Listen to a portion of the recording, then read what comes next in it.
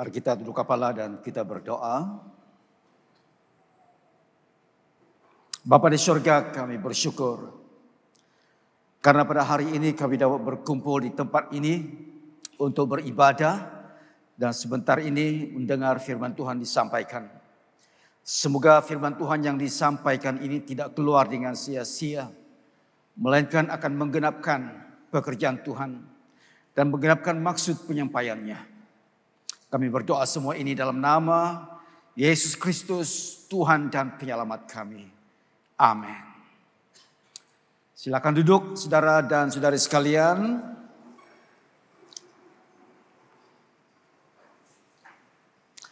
Pagi ini kita melihat satu lagi petikan Injil, yaitu Yohanes pasal 10 ayat 11 sampai 18 yang sudah dibacakan kepada kita sebentar tadi. Kita mau melihat ayat-ayat ini dan apakah implikasinya daripada ayat-ayat ini ataupun daripada sabda ini, sabda Yesus ini. Bila dia mengaku dirinya sebagai gembala yang baik, yang memberikan kehidupannya kepada semua orang, dia kata, aku boleh memberikan nyawaku dan aku boleh mengambilnya semula. Kita mau melihat apakah implikasinya dalam hidup kita masing-masing. Itu yang kita mau lihat pada hari ini. Saudara dan saudara sekalian, kita mau belajar 3 perkara daripada pembacaan ini. Yang pertama itu adalah mengenai dengan pengorbanan Tuhan Yesus Kristus. Yang kedua itu adalah bagaimana dia memerhatikan kawanan dombanya. Dan bagaimana ketiga itu bagaimana dia mau supaya ada penjangkauan. Itu implikasinya ya. Bagaimana kalau kita yang sudah menerima dia itu sebagai Tuhan kita, apakah maksudnya dalam hidup kita. Mari kita lihat satu persatu. Memang sesungguhnya kalau kita melihat ayat-ayat ini, sabda Yesus ini, kita mesti mengertinya dalam konteks di mana dia menjawab persoalan para guru-guru pemimpin agama. Sebelumnya di antara dia dengan pemimpin-pemimpin agama, pasal yang ke-8, pasal yang ke-9, kalau kita baca itu semuanya sebenarnya adalah guru-guru agama yang menentang keberadaan Tuhan Yesus Kristus. Yang menentang kepimpinan Tuhan Yesus Kristus. Yang menentang pelayanan Tuhan Yesus Kristus. Ayat pasal yang ke-8 dan pasal yang ke-9 itu. Dan paling akhir itu dalam pasal yang ke-9 itu Yesus telah menyembuhkan seorang yang buta. Dan dalam perbualan mereka itu pemimpin-pemimpin agama mempertikaikan tentang pengajaran Tuhan Yesus Kristus. Apakah kami pun juga buta juga katanya. So pemimpin-pemimpin ini mempunyai satu tindak balas yang negatif terhadap kepimpinan keberadaan Tuhan Yesus Kristus. Dan dia menjawab mereka. Bagaimana dia menjawab mereka? Mereka menjawab mereka dengan siapakah dia yang sebenarnya. Aku adalah gembala yang baik. Tidak seperti kamu katanya. Kamu ini seperti gembala yang diupah. Kamu tidak memperhatikan domba-domba yang ada pada kamu katanya. Lebih kurang begitu. Tetapi aku adalah gembala yang baik. Aku menyerahkan nyawaku demi untuk domba-domba. Kalau domba punya nyawa itu berada dalam keadaan yang susah, aku ada di sana dahulu untuk korbankan diriku demi mereka. Kamu tidak katanya. Dan kau tahu apa maksud kedatanganku ini? Aku datang untuk semua orang, baik yang ada di dalam kawanan dombaku ini maupun juga mereka yang di luar domba ini. Aku akan membawa mereka masuk ke dalam kawanan domba di bawah satu gembala. Hari ini kita panggil itu di bawah satu Tuhan, di bawah satu baptisan. Dan yang ketiga itu Tuhan Yesus mengatakan bahwa oleh sebab yang demikian kamu harus juga berbuat demikian. Dia meresponi kepada bantahan dan tentangan orang-orang sebangsanya ketika itu. Apakah yang kita boleh belajar dari sini? Jadi saudara-saudara sekalian, mari kita lihat yang pertama dahulu, ya, ayat 11 sampai ayat yang ke-13. Kita rumuskannya dengan mengatakan bahwa Yesus ini sebagai gembala yang agung datang untuk memberikan nyawanya demi untuk domba-dombanya. Pengorbananlah, ya. Oleh sebab itu kita memilih tema kita ini, Yesus mati untuk Anda. Saya percaya kita semua di sini sudah pun mendapat keselamatan yang terjamin. Tidak perlu kita diingatkan bahwa kita ini adalah orang-orang yang sudah selamat. Bahkan dari bayi anak-anak kamu yang masih kecil, di sana boleh berkumandang nyanyian pujian bagi Tuhan. Itu waris kamu, itu zuriat kamu. Kamu telah melahirkan satu generasi yang boleh menyembah Tuhan. Jadi tidak perlulah kita diingatkan kita adalah umat Tuhan yang telah diselamatkan.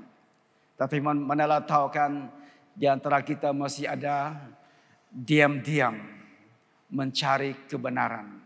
Yang kita perlu nyatakan juga Tuhan Yesus punya kedatangan ke dalam dunia ini adalah untuk memberikan nyawanya untuk pengampunan penebusan kita. Kalau ada di antara kita di sini yang masih tercari-cari siapakah sebenarnya sumber keselamatan kita, Yesus mengatakan di sini, akulah gembala yang baik. Gembala yang baik memberikan nyawanya bagi domba-dombanya. Sedangkan seorang upahan yang bukan gembala dan yang bukan pemilik domba-domba itu sendiri, ketika melihat serigala datang meninggalkan domba-domba itu lalu lari. Sehingga serigala itu menerkam dan mencerai-beraikan domba-domba itu. Ia lari karena ia seorang upahan dan tidak memperhatikan domba-domba itu. Ingat, Yesus di sini menjawab tentangan, menjawab bantahan orang-orang Yahudi yang menentang pelayanannya. Dia membandingkan dirinya sebagai seorang gembala. Tetapi kita sebagai orang Kristen, kita tahu sudah ujung cerita ini. Kita tahu maksud cerita ini. Bahkan kalau kita baca dalam ayat 17 sampai 18 kemudiannya nanti Tuhan Yesus di sana mengulangi lagi. Jadi bagi kita yang sudah umat Tuhan ini, kita bersyukur kepada Tuhan karena sesungguhnya Tuhan sudah mati untuk kita bagi penebusan kita. Tetapi bagi mereka yang masih mencari-cari, firman Tuhan ada mengatakan, kalau pada hari ini engkau mendengar suara Tuhan, janganlah keraskan hatimu. Seperti pada zaman dahulu di padang gurun itu, kamu mengeraskan hatimu. Hari ini, bila engkau mendengar firman Tuhan, janganlah keraskan hatimu. Karena dari bibirmu yang mengaku Yesus itu adalah Tuhan, dan dari hatimu yang mengaku bahwa Yesus itu bangkit dari kematian, engkau akan diselamatkan. Bahkan dalam kisah Rasul dikatakan, kalau engkau percaya, bukan hanya engkau diselamatkan, tetapi ahli keluargamu juga mendapat perjanjian keselamatan itu. Jadi itu harus kita katakan juga, ya. Kalau ada di antara kita di sini yang masih ragu-ragu akan keselamatannya, mari kita hari ini, saudara, kita perbaharui janji kita. Yohanes pasal 3 ayat 16 ada mengatakan kan, karena begitu besar kasih Allah akan dunia ini, sehingga ia memberikan anaknya yang tunggal, barang siapa yang percaya tidak binasa, melainkan beroleh hidup yang kekal. Itu janji Allah bagi kita, bagi semua orang. Tetapi kan bila dia masuk ke dalam dunia, dilahirkan oleh roh dari perawan Maria, orang-orang pada waktu itu menentang dia. Cara mereka menentang Yesus adalah menangkap dia dan menuduh dia dengan tuduhan yang tidak berasas dan menjatuhkan hukuman mati kepadanya. Dan mereka berpikir dengan cara begitu maka selesai sudahlah pelayanan Tuhan Yesus. Terberhenti sudahlah karena dia sudah mati. Tetapi Yesus bangkit kembali kan pada hari yang ketiga. Kita harus ungkit ini berulang-ulang. Kalau kita sendiri pun tidak dapat mengungkit, tidak dapat mengatakan, tidak dapat mengulangi. Mungkin karena kita tidak tahu. Mungkin kita bukan karena kita tidak boleh menghafal. Tetapi itu tidak ada nyawa bagi kita. Jadi kita mesti dapat menghafalnya.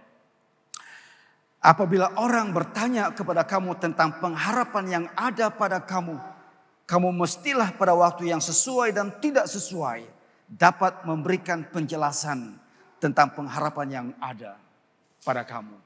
Tetapi lakukannya lah dengan hormat dan lembut, kata firman Tuhan. Bolehkah kita saudara mengulangi naratif cerita ini bagi kita sendiri? Itulah artinya Yesus bila mengatakan akulah gembala yang baik ini. Saudara sekalian, bagi kita jemaat Tuhan barangkali mengulangi ini adalah satu perkara yang mudah bagi kita. Tetapi kalaulah kita tidak langsung tahu tentang cerita ini, hari ini cerita ini adalah untuk kamu. Begitu caranya kita membaca ini ya. Tetapi pada waktu itu, pada zamannya Tuhan Yesus itu, memang itulah yang dimaksudkan oleh Tuhan Yesus Kristus. Aku datang untuk memberikan nyawaku bagi kamu. Menyerahkan diriku kepada kamu. Dan kita lihat dalam pelayanan Tuhan Yesus kan dia berkali-kali menyatakan hal ini. Bahwa anak manusia akan diserahkan ke tangan orang jahat. Dia akan ditangkap dan dihukum mati. Tetapi pada hari yang ketiga dia akan bangkit semula. Dan kitalah rakyat itu. Kitalah hasil pelayanan Tuhan Yesus itu. Dan kita harus sambung perjuangan ini. Hari demi hari. Saudara dan sekalian. Kita adalah umat Tuhan yang telah diselamatkan. Pada waktu saat kita bimbang. Orang bilang. Sebelah kaki kita di surga. Sebelah kaki kita di neraka. Seperti itu bimbang itu sama dengan dosa. Karena satu bahagian percaya, satu bahagian tidak percaya. Saya percaya hari ini dua-dua kaki kita ada di dalam surga. Ada amin saudara? Ada amin? Kalau dalam hatimu tidak dapat menyebut perkataan amin, ada silapnya itu. Ada amin? Nah begitu ya. Itu pertama pelajarannya ya. Yesus kata aku adalah gembala yang memberikan nyawaku untuk kamu. Tapi kita lihat seterusnya. Dalam Yesus menjawab pemimpin-pemimpin ini. Dia juga mengatakan seperti ini. Daripada ayat yang ke-14 dan sampai yang ke-15. Dia kata ada lagi padaku domba-domba lain. Yang bukan dari kandang ini. Domba-domba itu harus kutuntun juga. Dan mereka akan mendengarkan suaraku. Dan mereka akan menjadi satu kawanan. Satu gembala. Terbacaku pula ayat 16. 14 sampai 15 saja. Hari ini saudara. Apa maksud ayat ini? Waktu itu Tuhan Yesus berhadapan dengan mereka. Gembala yang ada dalam kandangku siapa itu? Itu adalah orang-orang Yahudi. Yang kepada mereka Yesus dilahirkan. Tetapi di sini mari kita lihat. Ada orang mengatakan begini ya. Kadang-kadang ini di sekolah disebut ini oleh orang berkenaan. Kenapa kamu yang bukan orang Yahudi pun menjadi pengikut Kristus? Karena Yesus bilang dia hanya datang kepada orang-orang bangsanya sahaja. Bukan kepada bangsa lain. Nah, ada da'iyah yang mengatakan begitu. Ya. Ada dakwah yang mengatakan begitu. Jadi kepada anak-anak kita yang tidak tahu cerita ini, yang tidak ada pegangan yang kuat tentang naratif cerita Tuhan Yesus, boleh saja terpengaruh. Ya kan, dia juga, kita ini bukan juga orang Yahudi, kenapa kita jadi orang Kristen? Dan kalau kita tidak ada pegangan yang kuat, kita akan terpedaya. Anak-anak kita yang di sekolah, yang masih lembut, yang masih segar bugar pikirannya, kalau dia tidak tahu tentang hal ini, manalah tahu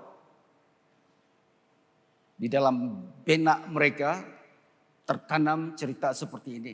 Dan mereka membesar dengan pengertian seperti itu. Bila mereka sudah besar, mereka kata, iya tak juga saya bukan orang Yahudi, kenapa saya percaya kepada Tuhan Yesus. Di sini saudara kita dapat melihat Yesus mengatakan, di dalam kandangku, artinya bangsaku itu, ada domba-domba. Tetapi ada juga domba-dombaku yang di luar kandang ini. Artinya di luar sana. Mereka ini adalah domba-dombaku. Aku juga akan menjadi gembala yang baik bagi mereka.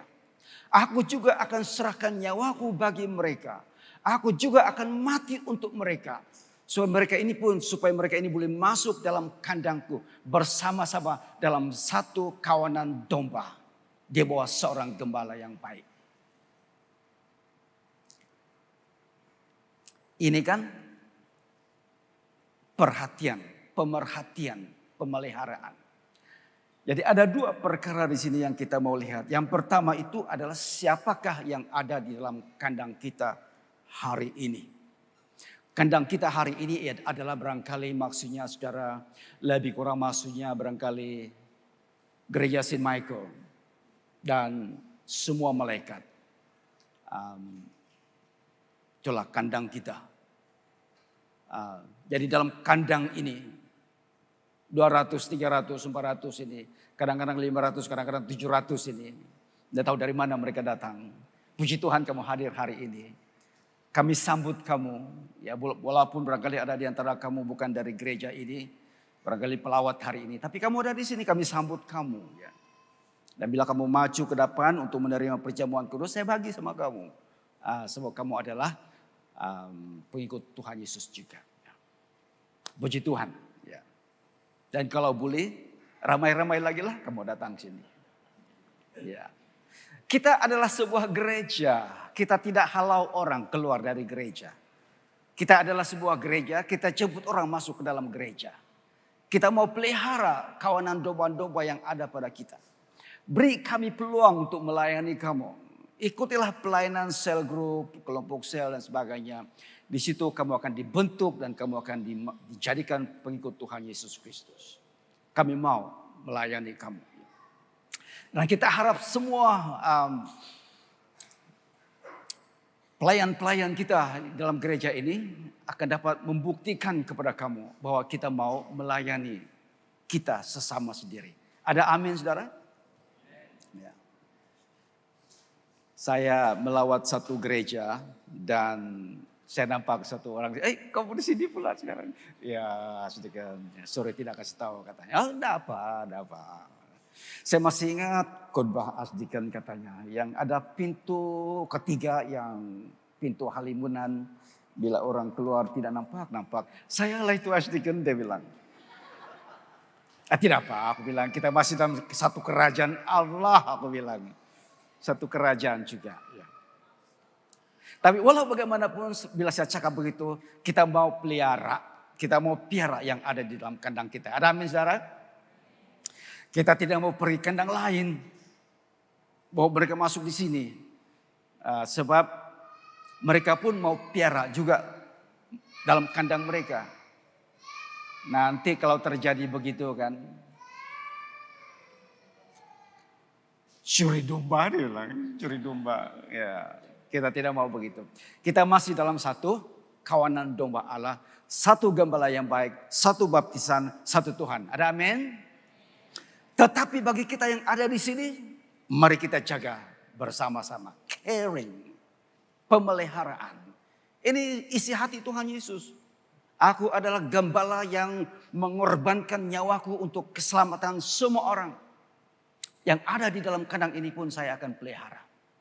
Itu ayat 14 sampai ayat 15.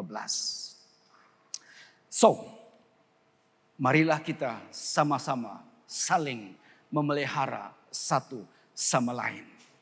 Kalau ada yang jatuh, bantu dia untuk bangun. Jangan biarkan dia bangun sendiri. Ada orang bangun sendiri tidak dapat. Karena begitu longlai, tidak dapat bangun sendiri. Baru-baru ini minggu lepas saya mengalami satu pengalaman yang cukup memeranjatkan. Bukan memberangsangkan, bukan. Tidak sekali memberangsangkan saya, tetapi memeranjatkan saya. Saya rasa tubuh saya sangat longlai, lemah. Seluruh dunia berputar. Kalau sakit longlai tidak boleh berjalan sendiri. Perlu pertolongan orang lain. Saya tidak perlulah besarkan saya punya pengalaman itu. Pengertiannya penting. Orang yang longlai imannya perlu bantuan. Saudara sekalian. Jadi mari kita piara satu sama lain. Kalau sudah beberapa waktu dia tidak hadir dalam kebaktian, telepon dia, halo. Walaupun dia menjawab, minta maaf, nomor yang Anda pisit-pisit, tidak pisitnya. Enggak apa ya, enggak apalah. Dia jawab begitu pun enggak ya. Minta maaf, nomor yang Anda pisit, apa dia bilang? Tidak cukup? Ya. Mendau nih kau, saya tahu kau itu, dia bilang. Tapi di si Michael tiada begitu. Tiada. Beri kemuliaan kepada Allah kita. Ya harap-harap begitulah kan. Belum habis lagi ringnya. Halo. Gitu ya. Gitu. Piara ya, Yesus memelihara. Mari kita pelihara jemaat kita. Supaya kita sama-sama bertumbuh dalam iman. Yang ketiga. Ayatnya yang ketiga. Poin saya yang ketiga ini. Ayat yang ke-16. Yesus berkata, ada lagi padaku domba-domba lain yang bukan dari kandang ini. Domba-domba itu harus kutuntun juga. Dan mereka akan mendengarkan suaraku. Dan mereka akan menjadi satu kawanan dengan satu gembala. Sudah pun saya bacakan sebentar tadi. Ingat, Yesus di sini menjawab bantahan pemimpin-pemimpin agama pada waktu itu terhadap pelayanannya. Dan Yesus dalam menjawab mereka memberikan satu jendela tentang siapakah dia ini. Dan dalam ayat yang ke-16 ini Yesus mengatakan, aku adalah gembala yang baik. Bukan seperti kamu. Kamu ini adalah gembala yang digaji. Kalau ada masalah datang pada domba-domba, kamu tidak peduli, kamu lari. Aku tidak. Aku menjaga mereka. Dan ada lagi yang di luar sana yang saya harus tuntun masuk ke dalam kandangku ini, kata Tuhan Yesus. Jadi ini adalah apa? Pelayanan penjangkauan. Setiap kita adalah seorang penjangkau. Katakan, engkau adalah penjangkau. Katakanlah kepada kamu, engkau adalah penjangkau. Ya. Dengan ini, bahwa sahnya saya berikan utusan ini, perutusan ini kepada kamu. Kamu adalah penjangkau. Ya. Kamu carilah satu orang nanti. Tetapi bila kamu buat begini, apa terjadi saudara? Kalau setiap orang menjangkau, ini kita memberi terjemahan interpretasi kepada maksud Tuhan Yesus. Kalau semua adalah penjangkau seperti hati Yesus, apa terjadi? Tempat ini tidak akan dapat menampung kita saudara. Pada bila-bila masa besok-besoknya, bila setiap kamu ini bawa satu orang, tempat ini tidak menampung lagi. Adakah itu masalah yang baik atau tidak baik? Masalah itu adalah masalah yang baik. Bishop kita suka dengar itu. Kalau setiap minggu kita berbakti di sini, ada yang duduk di luar sana, ada yang duduk di atas sana, dan ada yang sampai jatuh karena merasa asa. Itu tidak bagus gila, tapi Bishop suka itu. Bila kita bertambah ramai. Bila kita bertambah ramai, maka tempat letak kita ini juga akan bertambah sesak. Karena kita sudah berdoa sepanjang tahun-tahun lalu, Tuhan telah memberikan kepada kita 2 kali lipat permintaan kita. Daripada 10% menjadi 22,5. Ada 0,5 lagi peratus ya, pertambahan tahun lalu. Dan tahun ini kita tetap masih berdoa. Kalaulah Tuhan bagi kita 40% tahun depan, tempat ini tidak cukup sudah. Pada waktu itu nanti generasi akan datang, dia akan tegur kita, dia akan tegur Ashtikan. Dia kata, Ashtikan, kamu telah memberikan semangat kepada kami untuk bertumbuh dan bertambah. Sekarang tidak cukup tempat kami untuk beribadah, tempat letak kereta pun tidak ada. Kenapa juga kamu tidak pikir waktu itu? Takkanlah kau berdoa untuk tambah jemaat, tidak tambah tempat berjemaah. Dan dia akan tegur kita, saudara. Dan itu adalah teguran yang sah. Sebelum sampai itu kita harus rancang awal-awal. Itulah sebabnya kita merancang supaya kita ada House of Angels. Di sebelah kanan saya, Piramil bilang, jangan marah. Jangan marah. Baru 12-10 menit. Seperti Piramli bilang, nampak? Kalau tidak nampak, ada di situ itu. 1.200 tempat duduk. Boleh tambah kursi lagi kalau mau. 400 tempat letak kereta. Di sana itu, di bawah sana itu. Kita berdoa. Pada tahun 2032, kamu akan dapat ramai jemaat beribadah di tempat ini.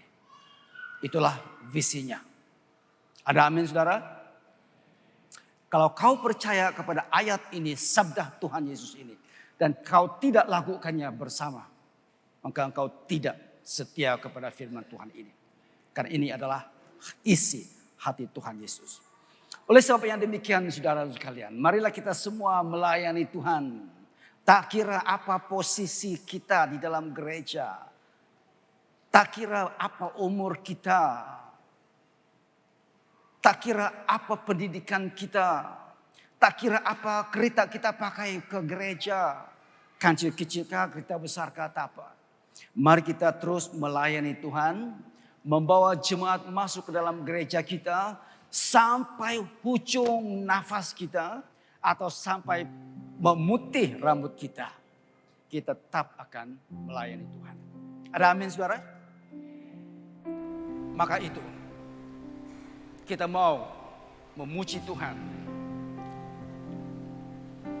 Meniup semangat supaya kita terus melayani Tuhan.